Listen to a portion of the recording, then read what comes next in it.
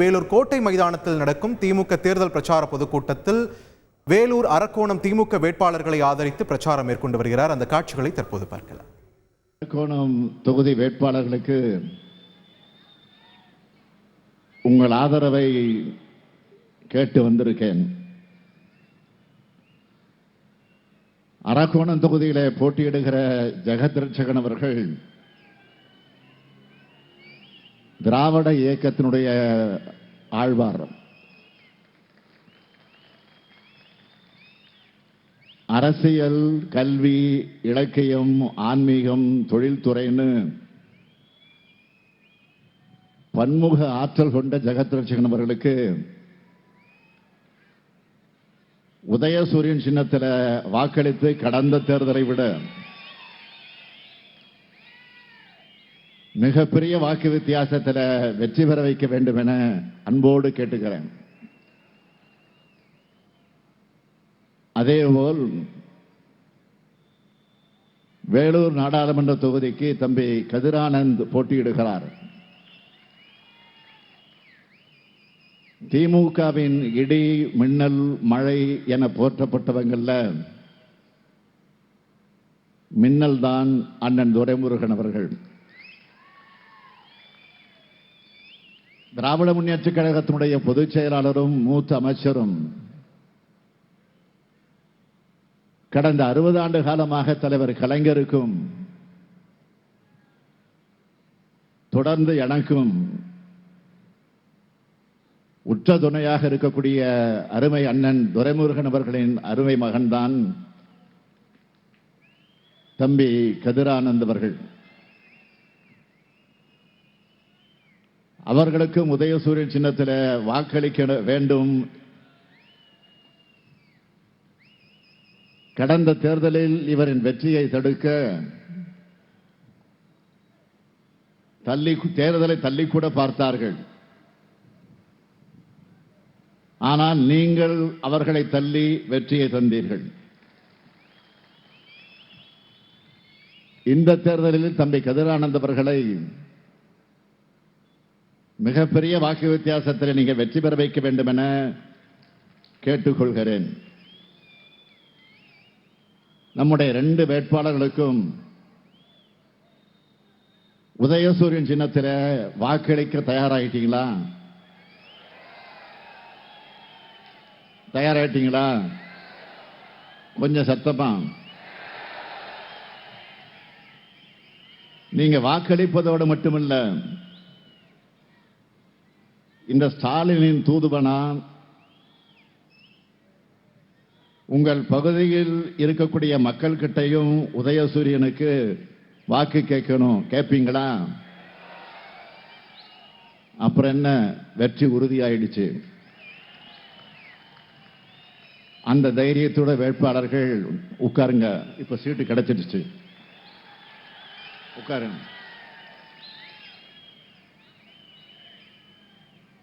நாங்க தேர்தல் வந்தா மட்டும்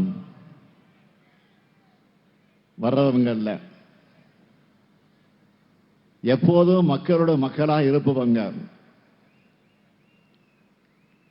எதிர்கட்சியாக இருந்தா ஒன்றிணைவோம் வான்னு உங்களுக்கு துணையா இருப்போம். ஆளுங்கட்சியா வர்றப்போ திட்டங்களை நிறைவேற்றி நீங்கள் நலமானு உங்ககிட்ட பேசுவோம். தலைவர் கலைஞர் எங்களை அப்படித்தான் வளர்த்திருக்காரு. என்னை பொறுத்தவரை உங்களில் ஒருவனா, உங்கள் குடும்பத்தில் ஒருவனா இருப்பவன் நான். என்றைக்கும் உங்களோடு இருக்கக்கூடிய நிலையிலே இருக்கக்கூடிய இந்த முத்துவேல், கருணாநிதி, ஸ்டாலின் ஒவ்வொரு நாளும் நான் என்னென்ன பணிகளை செய்கிறேன், என்னென்ன திட்டங்களை மக்களுக்காக கொண்டு வரேன், எங்கெல்லாம் பயணிக்கிறேன்னு உங்க எல்லாருக்கும் நல்லா தெரியும். ஏன்னா என்னுடைய பொது வாழ்க்கைக்கு ஒரு திறந்த புத்தகம். ஆனா இப்ப தேர்தல் வந்துட்டதால தமிழ்நாட்டில் சில பார்ட் டைம் அரசியல்வாதிகள் வராங்க. யார சொல்றேன்னு உங்களுக்கு தெரியும். யாரு? பிரதமர் மோடி. பொய்களையும் அவதூறுகளையும் துணைக்கு அழைச்சிக்கிட்டு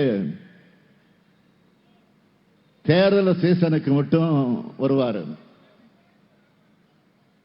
வெள்ளம் வந்தா வரமாட்டாரு, நிதி கேட்டா கொடுக்க மாட்டாரு, சிறப்பு திட்டம் கேட்டா செய்ய மாட்டாரு.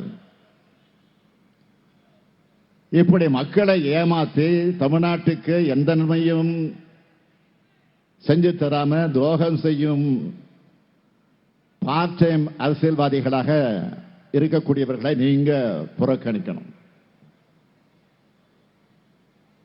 தேர்தல் முடிஞ்சதும் தமிழ்நாட்டு பக்கமே வரமாட்டாங்க. உங்க கிட்ட நான் கேட்கிற வாக்கு ஜெகத்ரட்சகனுக்கும் கதிரானந்தனுக்கும் மட்டுமல்ல,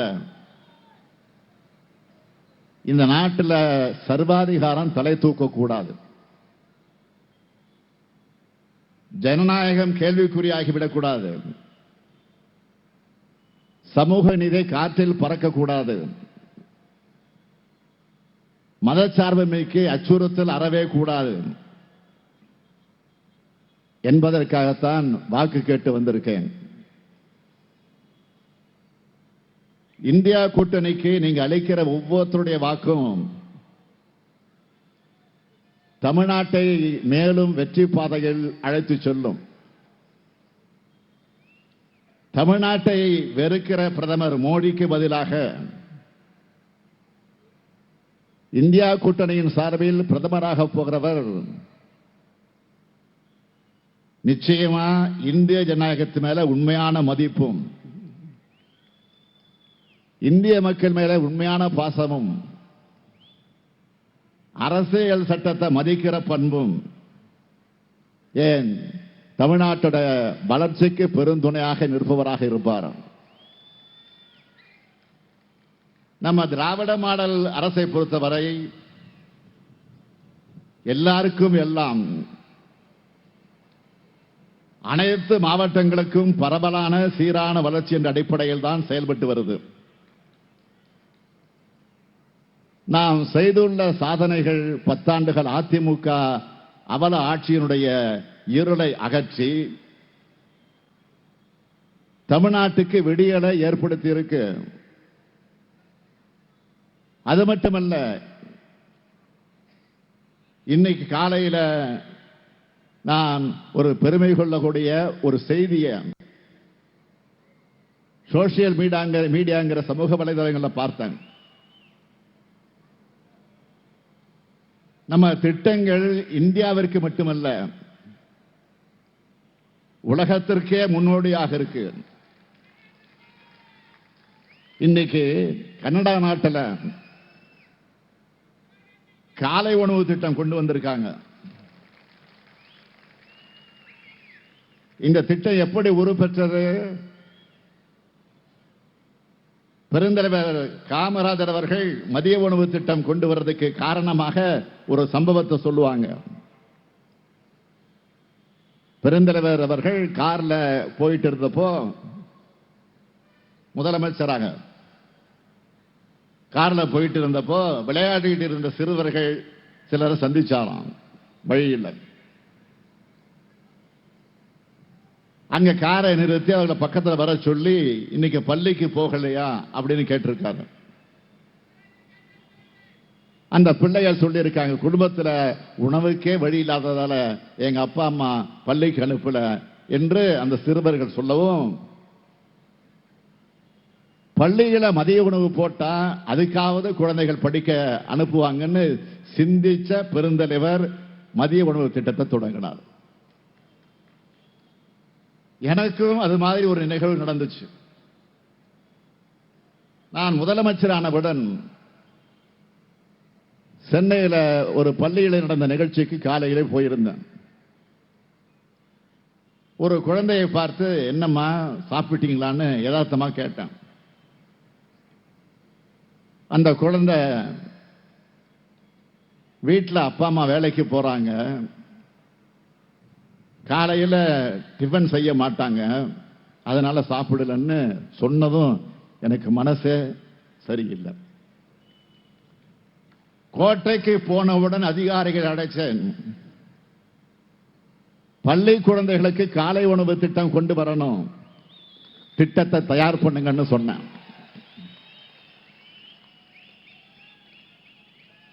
அதிகாரிகள் என்ன ரொம்ப பணிவா, சார் நம்ம நிதிநிலை ரொம்ப மோசமா இருக்கு, அது இல்லாம இது நம்ம தேர்தல் அறிக்கையில கூட சொல்லலன்னு சொன்னாங்க. உடனே நான் சொன்னேன்,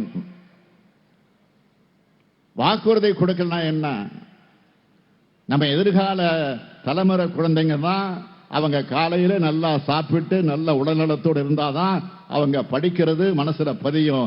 இதை நாம கண்டிப்பாக செய்யணும். நிதிநிலையை சரி செய்யவும் திட்டம் போடுவோம், நீங்க ஃபைல தயார் பண்ணுங்க என்று ஃபைலை கொண்டு வந்தாங்க.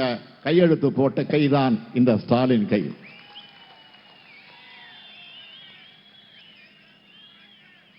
வரலாறும் மக்களான நீங்களும் இந்த ஸ்டாலினுக்கு கொடுத்த வாய்ப்பால்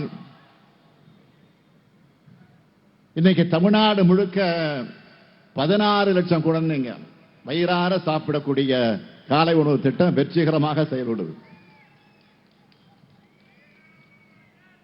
அதே மாதிரி நம்முடைய முத்தான திட்டங்களால் பலரின் வாழ்க்கையில் மாற்றம் ஏற்பட்டிருக்கு.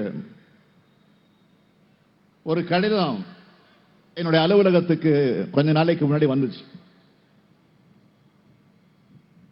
அந்த கடிதத்தில்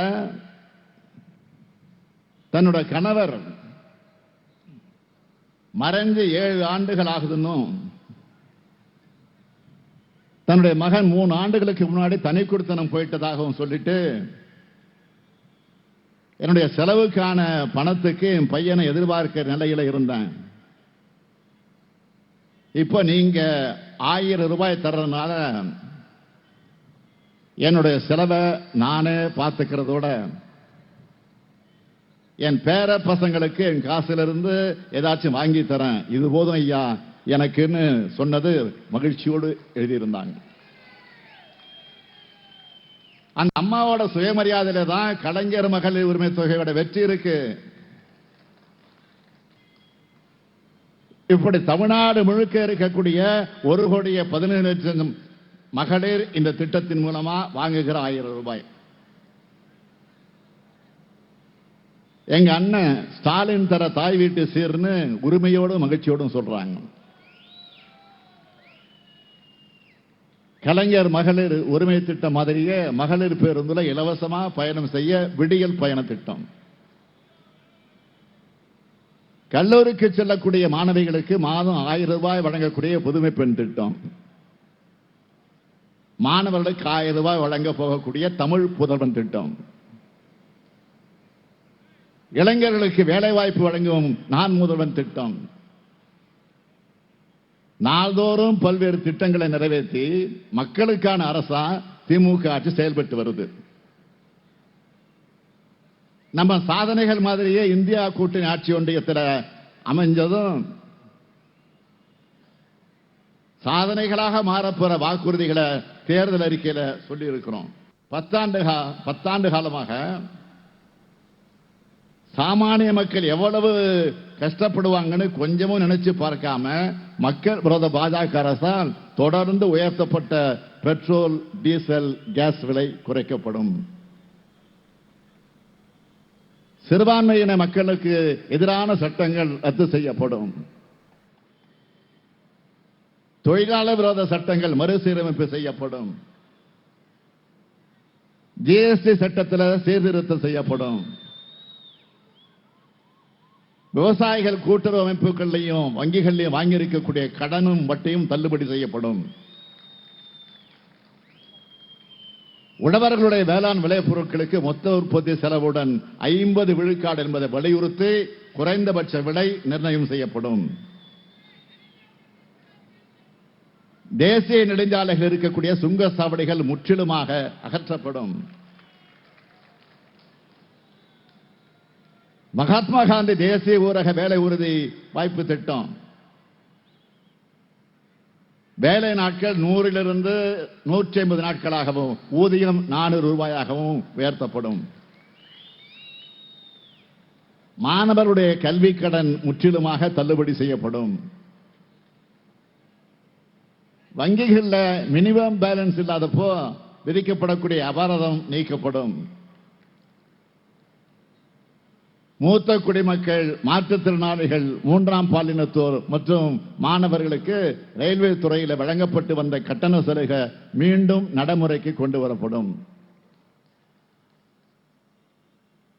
ஜோலார்பேட்டை ரயில் நிலையம் முதல் கிருஷ்ணகிரி ஓசூர் ரயில் நிலையம் வர புது ரயில் பாதை திட்டம். தமிழ்நாட்டில் உள்ளது போல அகில இந்திய அளவில் சிறுபான்மையின சமுதாயத்துக்கு இடஒதுக்கீட்டை நடைமுறைப்படுத்த முயற்சிகள் மேற்கொள்ளப்படும். வரதராமை பகுதிக்கு மாம்பழச்சாறு தயாரிக்கக்கூடிய தொழிற்சாலை அமைக்கப்படும். வேலூர் விமான நிலையம் விரைவில் செயல்பாட்டுக்கு வரும். ஆற்காடு பகுதியில் அரசு கலைக்கல்லூரி அல்லது தொழில்நுட்ப கல்லூரி அமைக்கப்படும். விளாப்பாக்கம் பேரூரில் கூட்டுறவு வங்கி அமைக்கப்படும். சேந்தமங்கலத்தில் ரயில் நிலையம் அமைக்கப்படும். நெமிலி ஊராட்சியில் கூட்டு குடிநீர் திட்டம். நகரி முதல் திண்டிவனம் வரை ரயில் பாதை அமைக்கும் பணிகள் விரைந்து முடிக்கப்படும். இது எல்லாத்துக்கும் மேல முக்கியமா சாதிவாரி கணக்கெடுப்பும் வறுமை கோட்டு கீழே உள்ள மிகுந்த மக்கள் குறித்த கணக்கெடுப்பும் 5 ஆண்டுகளுக்கு ஒரு முறை ஒரே நேரத்தில் ஒன்றிய அரசால் எடுக்கப்படும். இப்படி பல்வேறு வாக்குறுதிகள் இருக்கு. சிறுபான்மை மக்களுடைய உண்மையான காவலனா எப்போது திமுக தான் இருக்கு. இஸ்லாமிய மக்களுக்கும் திமுகவுக்குமான உறவுங்கிறது இன்னைக்கு நேற்றுக்கு ஏற்பட்டதல்ல. பேரறிஞர் அண்ணாவிட முத்தமிழறிஞர் கலைஞரை இணைச்சது திருவாரூரில் நடந்த மிலாது நபி விழாதான்.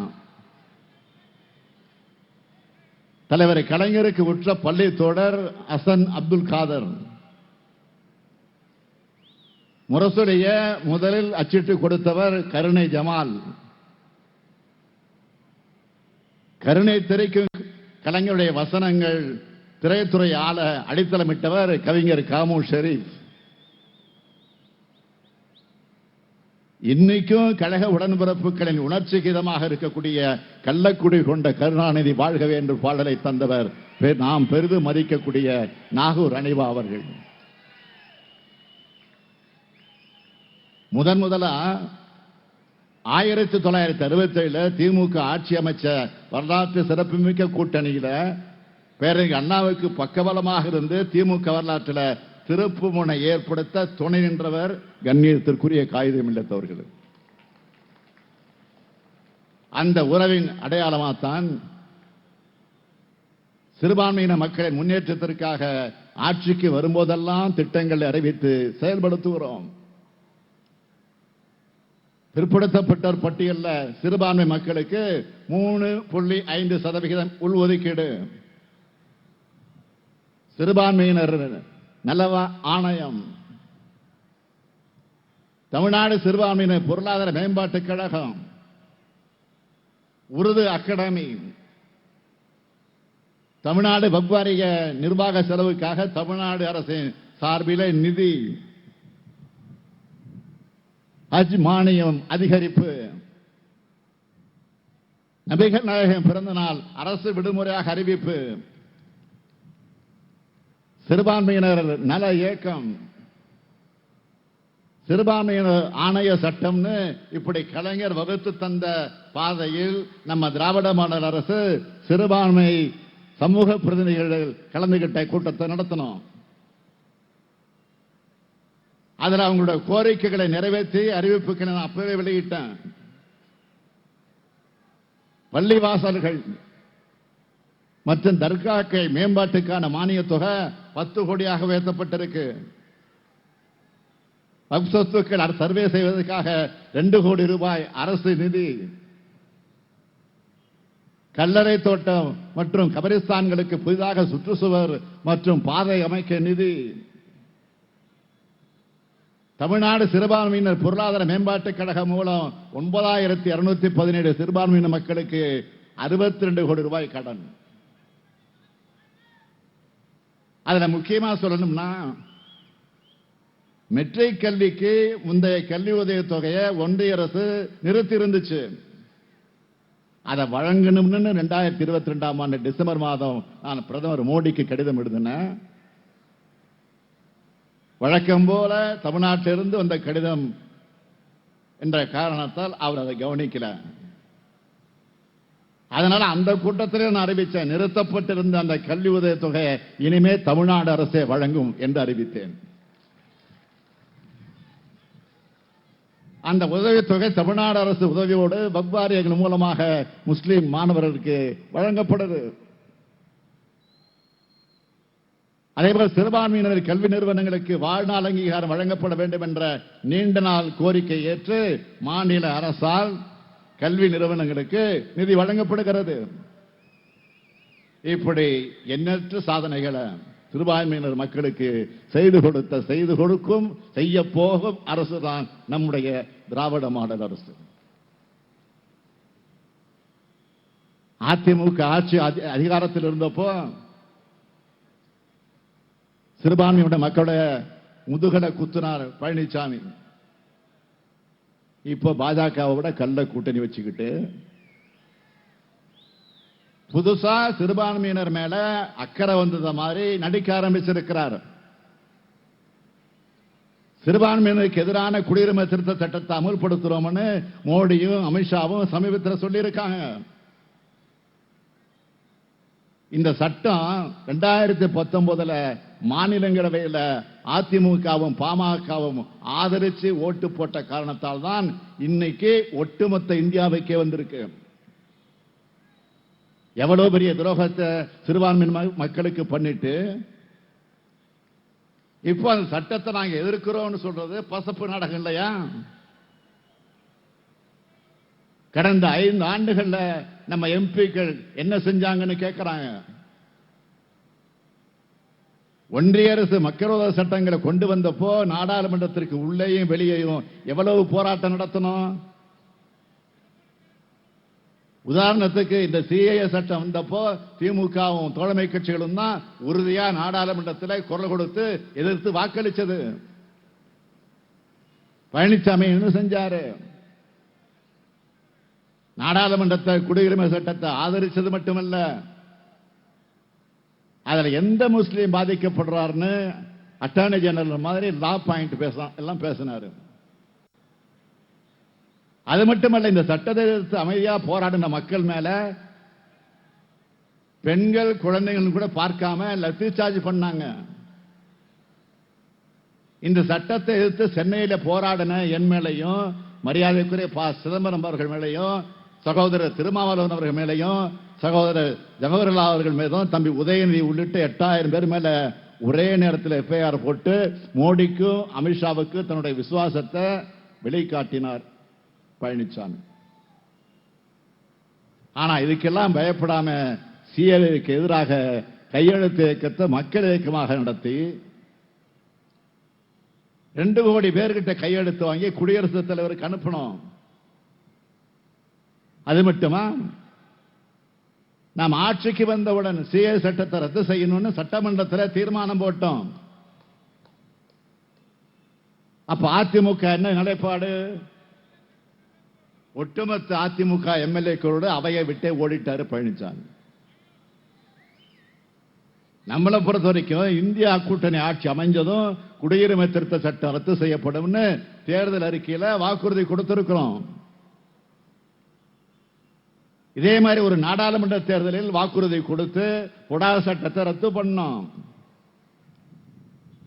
ஜூன் 4ஆம் தேதிக்கு அப்புறம் சிஏ ரத்து செய்யப்படும். கவலைப்படாதீங்க. குடியுரிமை திருத்த சட்டத்துக்கு மட்டுமல்ல, பதவி சுகத்தை அனுபவிக்க நம்ம தமிழ்நாட்டு மாணவர்கள் நீட் தேர்வை எழுத வச்சார் பழனிசாமி. 3 வேளாண் சட்டங்கள் ஆதரிச்சார்.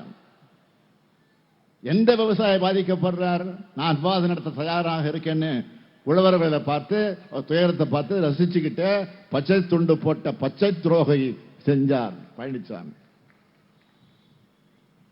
நேற்று கூட என்ன பேசினாரு? நாம சொன்னோம், எதுக்காகவும் நீங்க மோடியை விமர்சிக்க மாட்டீங்க, ஏன்னா கள்ள கூட்டணி. அதுக்கு பழனிசாமி புது டைலாக் சொல்றாரு, நாங்க எதிர்க்கட்சியா இருக்கோம், எப்படி மோடி எதிர்க்க முடியும்?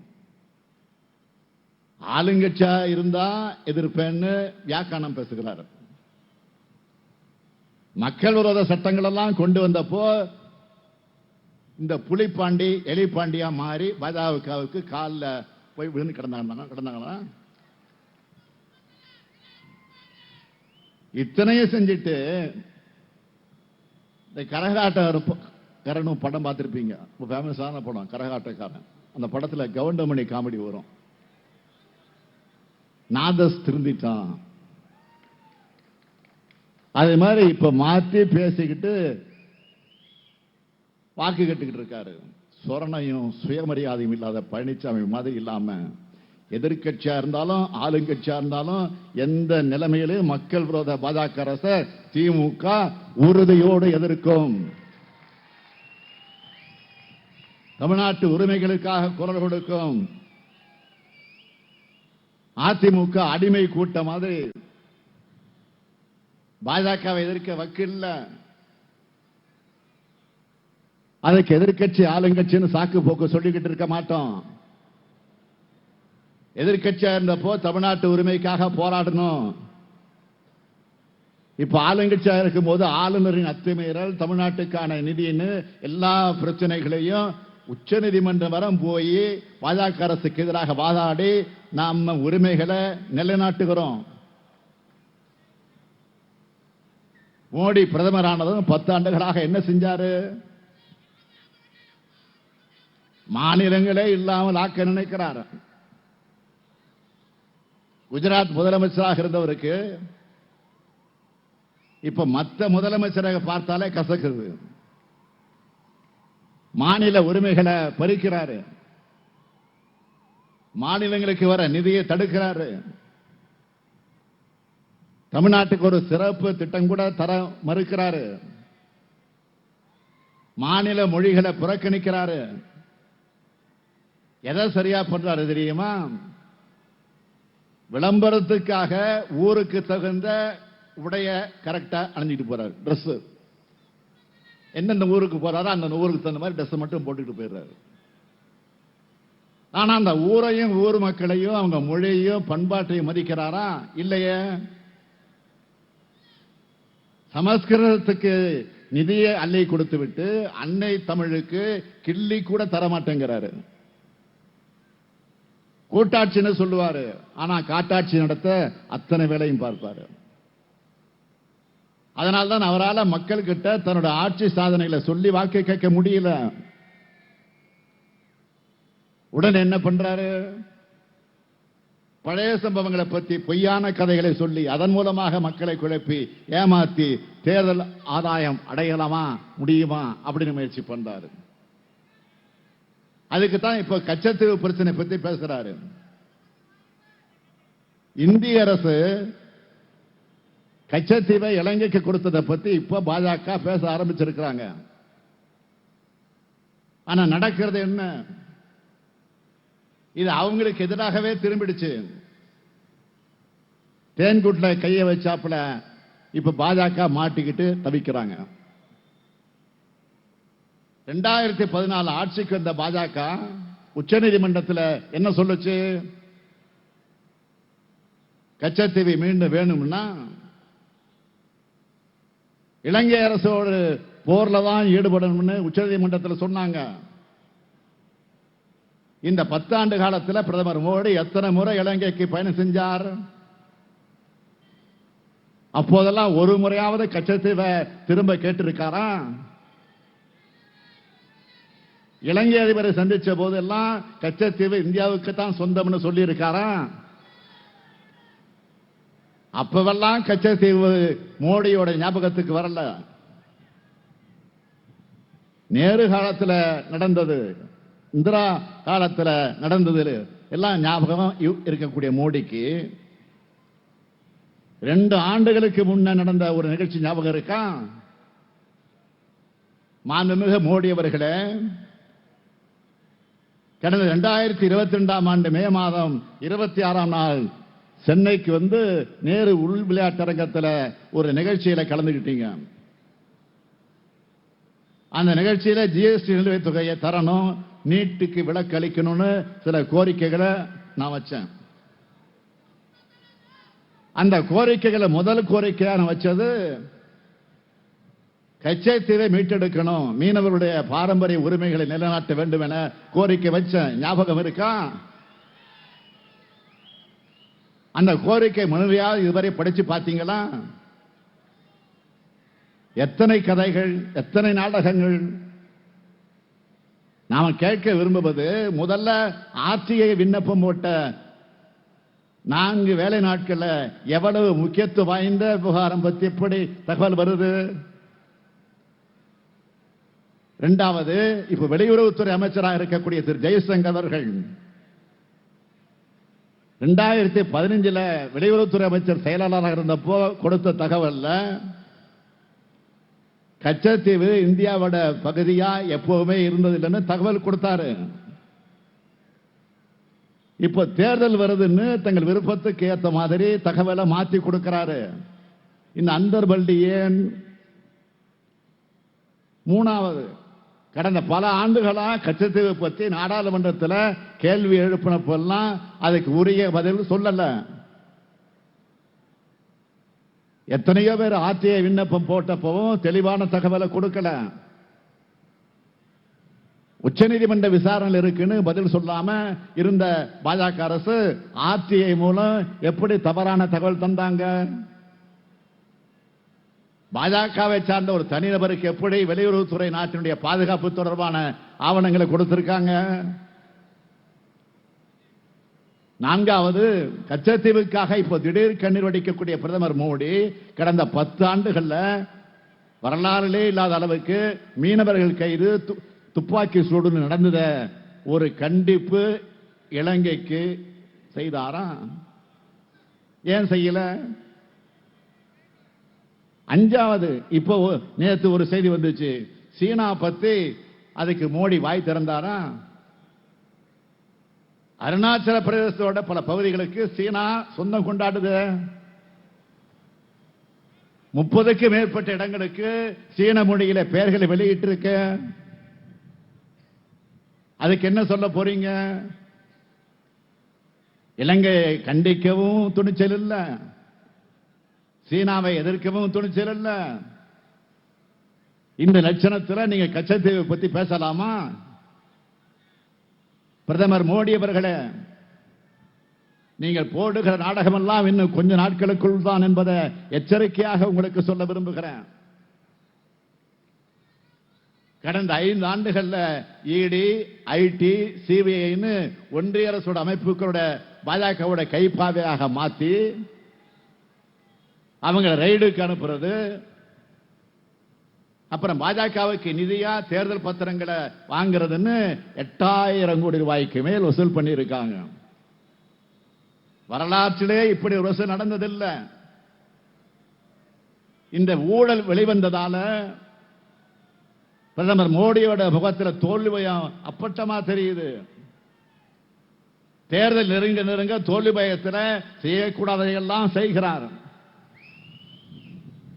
காங்கிரஸ் கட்சிக்கும் கம்யூனிஸ்ட் கட்சிகளுக்கும் வருமான வரித்துறை நோட்டீஸ் அனுப்பி இருக்காங்க.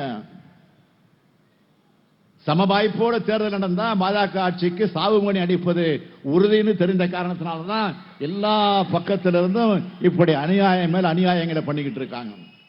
முடக்கிறது. இந்த அநீதிகளை எதிர்த்து எதிர்கட்சி ஆளும் மாநிலங்கள் எல்லாம் நீதிமன்றத்துக்கு போயிட்டு இருக்கிறோம். நாமும் போயாச்சு. செய்தி 2 நாள் வரும் பாருங்க. நேற்றுக்கு கூட கேரள மாநில அரசு 10,000 கோடி ரூபாய் கடன் வாங்க ஒன்றிய அரசு அனுமதிக்கணும்னு உச்ச நீதிமன்றம் போய் வாதாடுறாங்க. கர்நாடக அரசு நீதிமன்றத்தில் போய் வறட்சி நிவாரணம் தர சொல்லுங்கன்னு வாதாடுறாங்க. நாமளும் வெள்ள நிவாரணம் கேட்டு கேட்டு கேட்டு பார்த்தோம், தரல. நாளை காலை உச்ச நீதிமன்றத்தில் வழக்கு போட போறோம். பணம் தராதது மட்டுமல்ல, நம்ம மாநில அரசோட நிதியிலிருந்து கொடுத்த பணத்தையும் பிச்சைன்னு நக்கல் அடிச்சாங்க பாஜக நிதியமைச்சர் நிர்மலா சீதாராமன் அவர்கள். மக்கள் நல திட்டங்களை செயல்படுத்துற கடமை மாநில அரசுகளுக்குத்தான் இருக்கு. மக்களோட மக்களா மக்களுக்கு நெருக்கமாக இருக்கிறது மாநில அரசுகள் தான். மாநிலங்கள் நீதி பெறவும் உச்ச நீதிமன்ற கதவுகளைத்தான் தட்ட வேண்டியிருக்கு.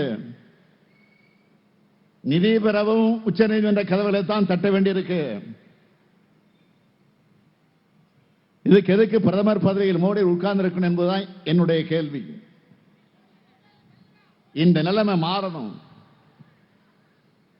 அதுக்காகத்தான் மாநில உரிமைகளுக்கான முழக்கத்தை, கூட்டாட்சியின்கான குரலையும் தொடர்ந்து எழுப்புகிறோம். அதுக்கு நீதிமன்ற மாதிரியே மக்கள் மன்றமும் இந்த தேர்தலில் நியாய தீர்ப்பு எழுதணும்.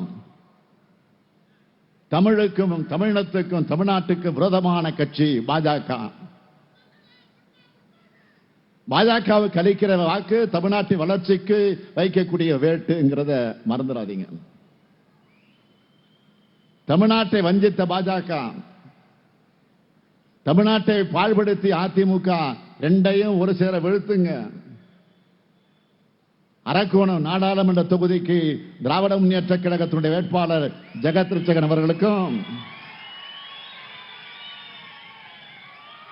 வேலூர் நாடாளுமன்ற தொகுதிக்கு தம்பி கதிரானந்த் அவர்களுக்கு உதயசூரியன் சின்னத்தில் உங்கள் பொன்னான வாக்குகள் அளிக்கணும்னு கேட்டுக்கிறேன்.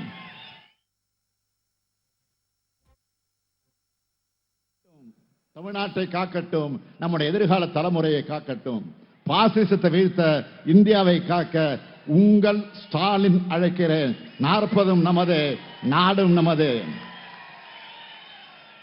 சொல்லுங்க, 40 நமது, நாடும் நமது. 40 நமது. வேலூர் கோட்டையிலிருந்து எழும்பக்கூடிய குரல் டெல்லி செங்கோட்டைக்கு கேட்கணும். 40 நமது, நாடும் நமது. நன்றி, வணக்கம்.